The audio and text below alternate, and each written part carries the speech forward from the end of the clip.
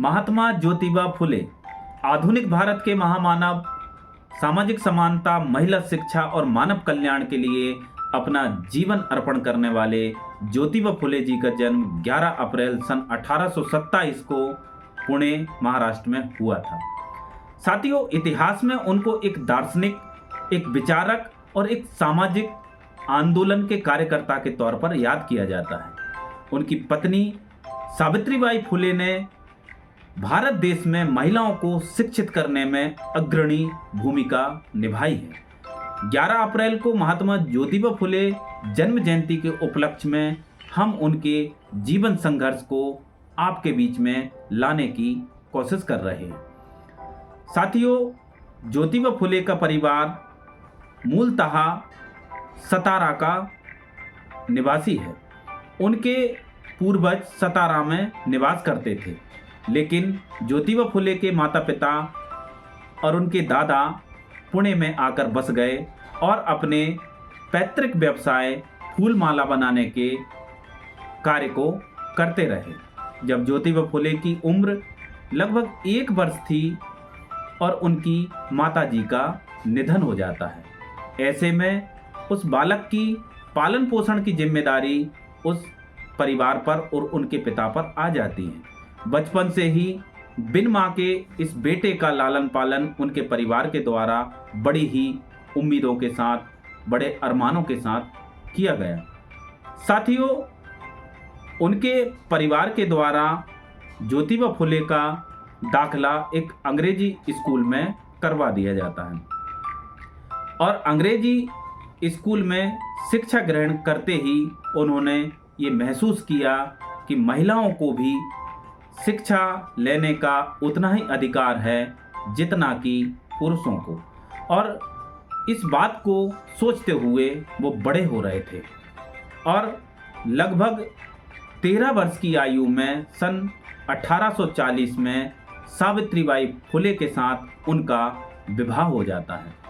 सावित्रीबाई फुले उनके इस विचार को समझ चुकी थी और वो भी शिक्षित होना चाहती थी, और महात्मा ज्योतिबा फुले ने शिक्षा में उनका योगदान देकर शिक्षा में उनको भी अपने साथ किया और महिला शिक्षा के क्षेत्र में सावित्रीबाई फुले और ज्योतिबा फुले लगातार काम करते आगे बढ़ रहे थे। 1873 में सत्यशोधक समाज की स्थापना उनके द्वारा की गई। सत्यशोधक समाज का मतलब होता है सत्य की खोज करने वाला समाज, और एक ऐसे समाज का निर्माण वो करना चाह रहे थे जहां महिलाएं और पुरुष बराबरी पर हों। साथियों, आप कल्पना कर सकते हैं कि आज से 200 साल पहले भारतीय सामाजिक विषमता के कारण महिलाओं को शिक्षा ग्रहण करना पाप समझा जाता था, और ऐसी स्थिति में वो संघर्ष कर रहे थे महिलाओं को शिक्षित करने के लिए, विधवाओं को शिक्षित करने के लिए, विधवाओं के पुनर्विवाह के लिए। साथियों, 200 साल पहले महिलाएं बाल्यकाल में ही विधवा हो जाती थी और उनका जीवन नर्क हो जाता था। उस जीवन को नर्क से निकालने के लिए ज्योतिबा फुले, सावित्रीबाई फुले संघर्ष कर रहे थे।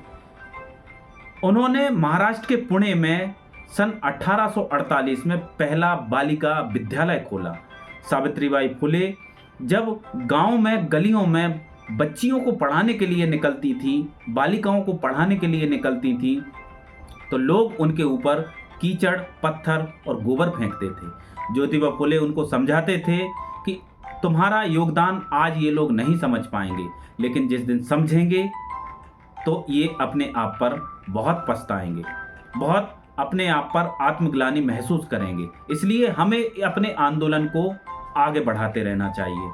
साथियों, उनके इस आंदोलन को, उनके इस संगठन से प्रभावित होकर तात्कालिक अंग्रेजी सरकार ने उस समय अंग्रेजी सरकार में एग्रीकल्चर एक्ट को पास किया और उनके इस कारवां को आगे बढ़ते हुए देखकर मुंबई की एक विशाल सभा के द्वारा सन 1888 में महात्मा फुले को महात्मा की उपाधि दी गई साथियों, उनके इस काम को भारत के इतिहास में स्वर्ण अक्षरों में दर्ज किया गया है। सावित्रीबाई फुले, महात्मा ज्योतिबा फुले के साथ फातिमा शेख का भी अतुलनीय योगदान महिला शिक्षा के क्षेत्र में रहा है। उनके इस काम को आगे बढ़ाते हुए भारत देश में महिला शिक्षा के क्षेत्र में सोचने वाले ऐसे महामानव को हम सत सत नमन करते हैं, उनको सैल्यूट करते हैं। साथियों, आज उनके इस जन्म जयंती के उपलक्ष्य में हमारे द्वारा उपलब्ध कराई गई जानकारी से अवश्य ही आपको लाभ प्राप्त हुआ होगा और उम्मीद है कि आपको ये वीडियो पसंद आया होगा। तो बने रहिए इसी तरीके के मोटिवेशनल एजुकेशनल वीडियोस के लिए हमारे साथ हमारे चैनल पर। बहुत बहुत धन्यवाद। जय हिंद।